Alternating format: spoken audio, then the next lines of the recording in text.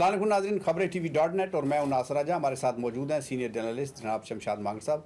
अस्सलाम वालेकुम। वालेकुम अस्सलाम। शमशाद मांगड़ साहब, वैसे तो ऐसा लगता है कि शायद ये ऊँट किसी करवट बैठने लगा है, जो पिछले कई दिनों से एक चपकलिश नज़र आ रही है, एक आपस में माज़ाराई नज़र आ रही है। लेकिन मैं उससे पहले एक आपसे सवाल पूछना चाहता हूँ कि ये जो इमरान खान साहब के 2 फ़ोन चोरी हुए हैं, आप इसको लाइट सा लेते हैं या समझते हैं कि ये एक बड़ी एक चोरी हुई है और इसके इम्पैक्ट्स हो सकते हैं? इस हवाले से हमारे नाज़रीन को बताइए। शुक्रिया राजा साहब, जो पहले आपने बात की है कि ऊँट किसी करवट बैठने लगा है, पहले वो तो बात हम किसी तरफ लगाएं जी। देखें, ऊँट जो किसी करवट बैठने लगा है, बैठने से पहले जो ऊँट ने फसल में तबाही कर दी है उसका तो ज़रा ख्याल करें ना। देखें मईशत हमारी कहाँ से कहाँ चली गई। अब तो खुद जो है हुकूमत के जो अकाबरीन हैं, हुकूमत में जो शामिल लोग हैं, वो इस बात पे पछता रहे हैं कि हमने ये गंद अपने सर पे क्यों उठाया। अब मरीम नवाज साहबा के जलसे देखें, बल्कि खुद नवाज शरीफ साहब ये महसूस करते हैं कि हमारे साथ हाथ हो गया। ये शेख रशीद साहब तो ज़रा नमक मिर्च लगा के बात कर रहे हैं ना, लेकिन मुस्लिम लीग नून की जो अपनी ज़ाती मीटिंग्स हो रही हैं उसमें भी इस बात को महसूस किया जा रहा है कि जरदारी साहब ने वाकई घेरगार के मुस्लिम लीग नून के गले में एक ऐसा जो है वो फहार डाल दिया है, जो वो उतारते हैं तब मरते हैं, जो गले में रखते हैं तब मरते हैं। तो ऊँट जिस करवट भी बैठेगा, मुस्लिम लीग नून का सबसे ज़्यादा नुकसान हुआ है उसमें। फिर मौलाना फजलुर रहमान का भी नुकसान है। पीपल्स पार्टी अगर ये समझती है ना, पीपल्स पार्टी चस जरूर ले रही है, मजे जरूर ले रही है, लेकिन नुकसान पीपल्स पार्टी का भी हुआ है। अलबत्ता फ़ायदा सिर्फ और सिर्फ इमरान खान को पहुंचाया गया और आपके सामने है कि वो सुपर डुपर हिट जा रहा है।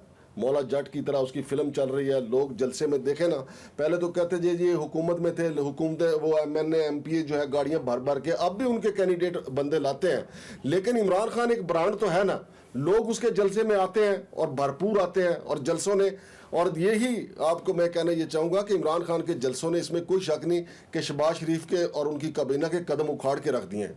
मांगड़ साहब, आप तो बात करते हैं बादशाह वाली कि क्या उन्होंने गंद उठा लिया। मैं कहता हूँ कि जितनी चस इससे ली है अपना मियाँ शहबाज शरीफ साहब ने, एक तो वो कभी सोच नहीं सकते थे कि वो प्राइम मिनिस्टर बन सकते हैं अपने भाई की मौजूदगी में या इतनी जमातों की मौजूदगी में। वो प्राइम मिनिस्टर बन गए और प्राइम मिनिस्टर का उन्होंने मज़ा लिया। अब वो हमेशा तारीख में लिखे जाएंगे, उनको सिक्योरिटी मिलेगी, उनको स्टाफ मिलेगा, उनको पेंशन मिलेगी, उनको लातादाद फ़ायदे पहुँचेंगे। राय साहब, उन्होंने चांस नहीं ली, चांस लिया है। उनका ये ख्याल था कि हम हुकूमत में आएंगे और हुकूमत आके संभाल लेंगे। पिछला जो है, जो तकरीबन 1.5 साल की मुद्दत है, उसमें हम अपने केसेस भी ठप कर लेंगे, सारे मामला ठीक हो जाएंगे और अल्हम्दुलिल्लाह भाईजान भी बाहर से जो है वो नहा धो के आ जाएंगे। लेकिन ऐसा नहीं हो सका। इमरान खान के पैदर पे जो अटैक है, आप देखें, मैंने इलेक्शन कैंपेन में भी इस तरह नहीं जलसे होते देखे जिस तरीके से इमरान खान ने तो बाकी सियासत को जो है वो क्रिकेट में तब्दील कर दिया, T20 में तब्दील कर दिया। रोजाना चौके छक्कों की वो गेम कर रहे हैं रोजाना की बुनियाद पे। अब उनके जो अपने, खासकर जो उनके PTI के ऐसे लोग जिनको शुगर है, ब्लड प्रेशर है, आप देखते हैं कि वो हर जलसे में मौजूद नहीं होते।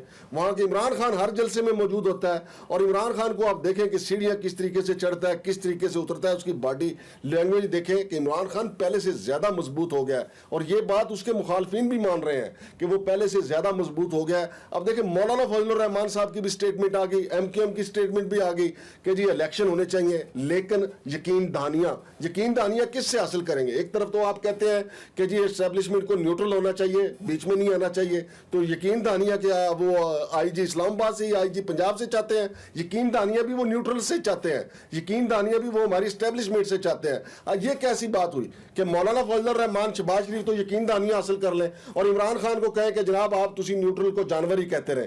तो बात ये नहीं है, बात यह है कि इमरान खान ने जो तर्ज सियासत अख्तियार कर लिया है और इसको मुसलसल ये टेम्पो बरकरार रखना अब अपोजिशन जमातों के लिए बड़ा मसला होगा। इमरान खान ने तो साबित कर दिया, देखिए 1 माह में उन्होंने कितने जलसे किए।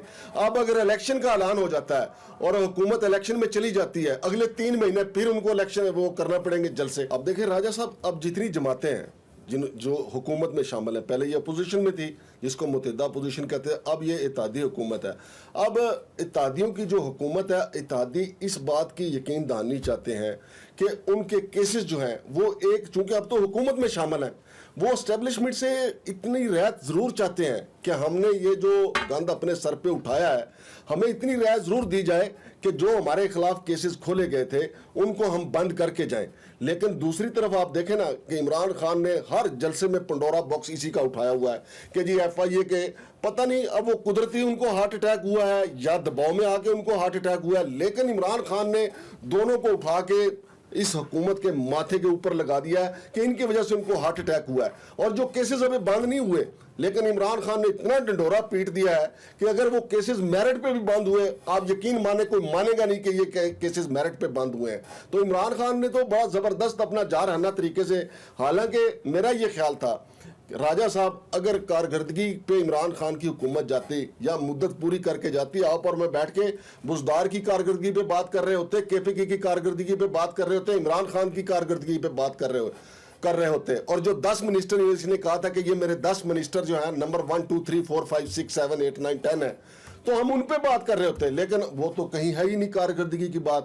عمران خان نے سب کو ایک ٹوکرے کے نیچے بند کر دیا ہے پوری, جس میں مولانا فضل الرحمان بھی اس کے نیچے آ گئے, زرداری بھی نیچے آ گئے, شہباز شریف بھی نیچے آ گئے, سب کچھ نیچے آ گیا اور اوپر بیٹھ گیا عمران خان خود. اب ان کا بیانیہ چل رہا ہے اور اس بات کو لندن میں بیٹھ کے میاں نواز شریف صاحب بھی محسوس کر رہے ہیں اور انہوں نے بھی یہی کہا ہے اپنے چھوٹے بھائی سے کہ اگر آپ سے عمران خان اور مہنگائی کنٹرول نہیں ہوتے تو آپ الیکشن میں چلے جائیں.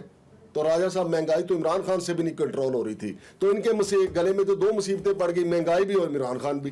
ماگر صاحب میں آپ کی ساری باتوں سے اتفاق کرتا ہوں. آپ بالکل صحیح کہہ رہے ہیں کہ عمران خان روز چوکے چھکے مار رہے ہیں, بڑے اگریسو ہیں, ان کی مقبولیت میں اضافہ ہو گیا ہے, وہ ٹھیک ہے, اور وہ اگر الیکشن ہوئے تو 2/3 میجارٹی بھی حاصل کر لیں گے. میں اور بات کر رہا ہوں, میں یہ کہتا ہوں کہ اب ہم سنا کرتے تھے, کہانیاں پڑھا کرتے تھے کہ بعض اوقات کئی لوگ اپنے حاکم وقت کو کہتے تھے کہ ہمیں 1 دن کی سلطنت دے دو, 1 دن کی بادشاہ دے دو, اور 1 دن کا وہ مزہ لیا کرتا تھا.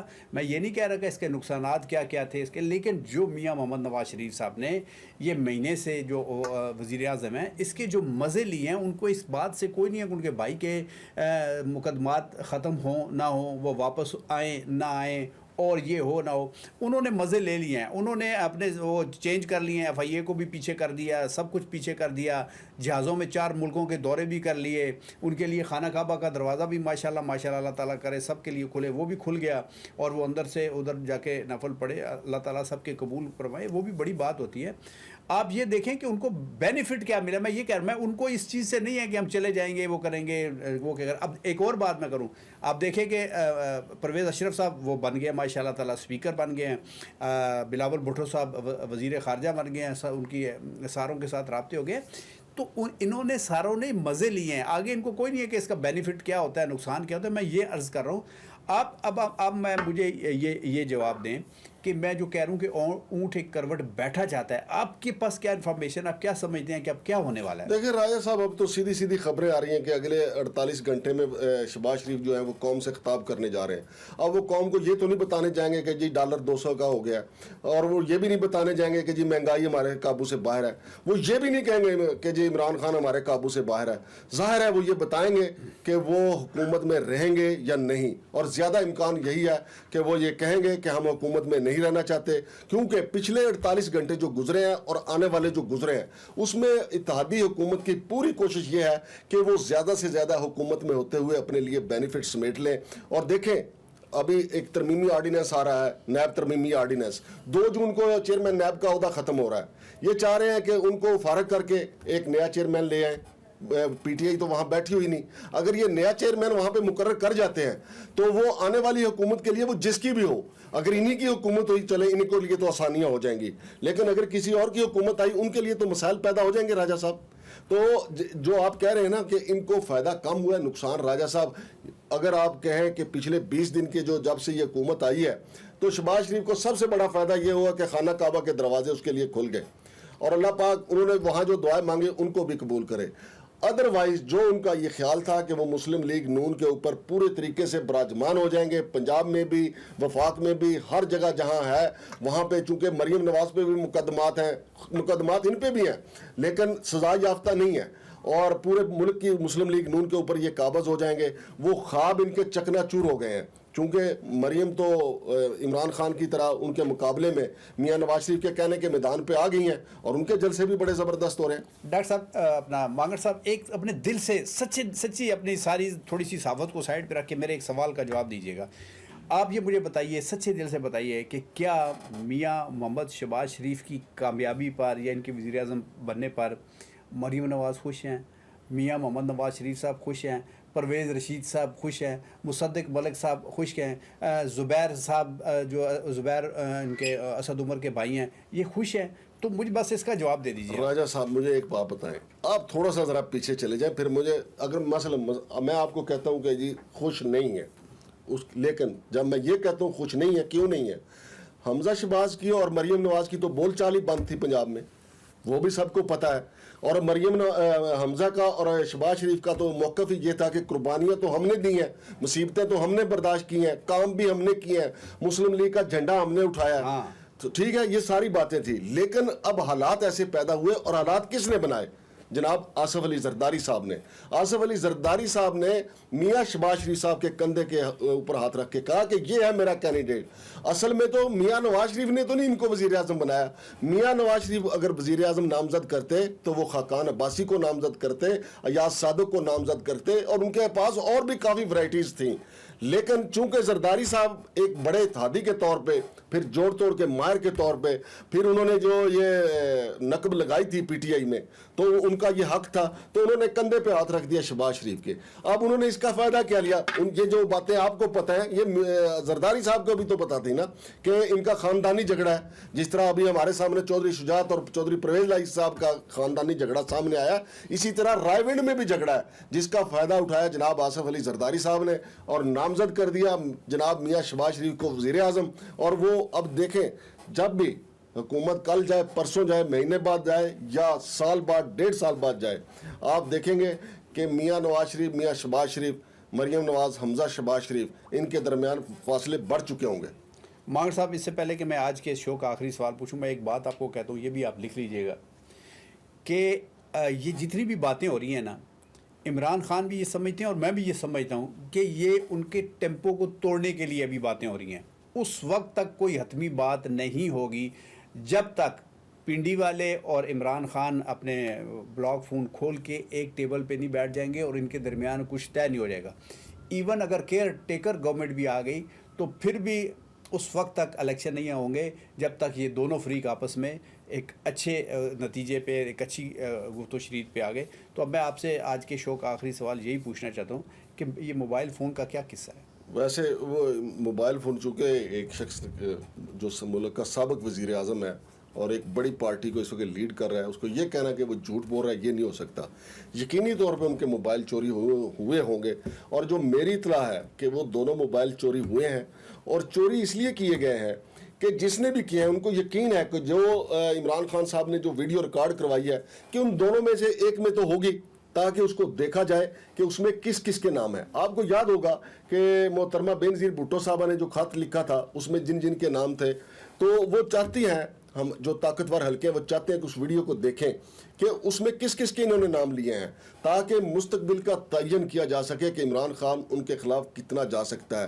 راجہ صاحب آپ یقین مانیں کہ عمران خان سے اتنی اچھی تقریروں کی اور اچھی سیاسی چالوں کی توقع نہیں تھی, لیکن مجھے لگتا ہے کہ عمران خان صاحب کا کوئی ایسا اچھا مشیر ہے کہ جو ان کو ایسے بہتر طریقے سے کھلا رہا ہے کہ آپ دیکھیں پنڈی والوں پہ دباؤ بھی انہوں نے بہت بڑھایا, لیکن اس طریقے سے جس طریقے سے ڈائریکٹ اٹیک میاں نواز شریف صاحب کرتے رہے, محترمہ مریم نواز صاحبہ کرتی رہیں, اس طریقے سے انہوں نے ڈائریکٹ اٹیک نہیں کیا, کہیں نیوٹرل کہہ کے, کہیں کچھ کہہ کے, لیکن انہوں نے پنڈی والوں کو بھی دباؤ میں رکھا ہوا ہے, حتیٰ کہ یہ دباؤ بڑھتا ہوا امریکہ تک گیا ہو.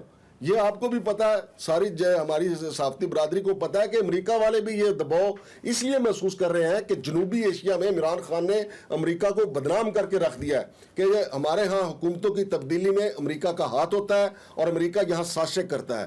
تو چنانچہ یہ دباؤ بڑھتا ہوا پنڈی سے اب واشنگٹن ڈی سی تک پہنچا ہے. دیکھتے ہیں کہ عمران خان کو اس کا کتنا فائدہ پہنچتا ہے. لیکن یہ بھی ایک تلخ حقیقت ہے کہ ہمارے ہاں जब भी कोई मकबूल लीडर होता है तो फिर उसकी ज़िंदगी कम हो जाती है, जैसा कि इमरान खान ने खुद भी अपने खदशात का इजहार किया है। बहुत शुक्रिया मांगड़ साहब, और ये आपने बिल्कुल ठीक कहा कि इमरान खान इस वक्त जो बॉलिंग का अटैक करवा रहे हैं, कौन सी बॉल इन स्विंग करानी है, कौन सी आउट स्विंग करानी है, किस पे यार्कर मारना है और किस पे जो है खाली हाथ ऐसे घुमा के फेंकना है, हालांकि उनके हाथ में बॉल ही नहीं होती। ये बिल्कुल आप ठीक कह रहे हैं, और उनकी हर बॉल जो है हर हाथ का घुमाना वो बिल्कुल निशाने पे जा रहा है। और जो दूसरी मोबाइल फ़ोन वाली है, वो हमारे ज़राए ने कहा है कि उनके फ़ोन इस वजह से चोरी हुए हैं कि शायद उनमें से कोई ऐसी चीज़ मिल जाए जो उन्होंने रिकॉर्ड करवाई हो, या कोई और चीज़ भी मिल जाएगी। उनके फ़ोन में काफ़ी चीज़ें होती हैं, लेकिन ज़राए कहते हैं कि उनमें उनके दोनों फ़ोनों में कोई ऐसी चीज़ नहीं थी जिसके लिए वो एहतियात करते, इसलिए ज़्यादा वावेला भी नहीं मचा।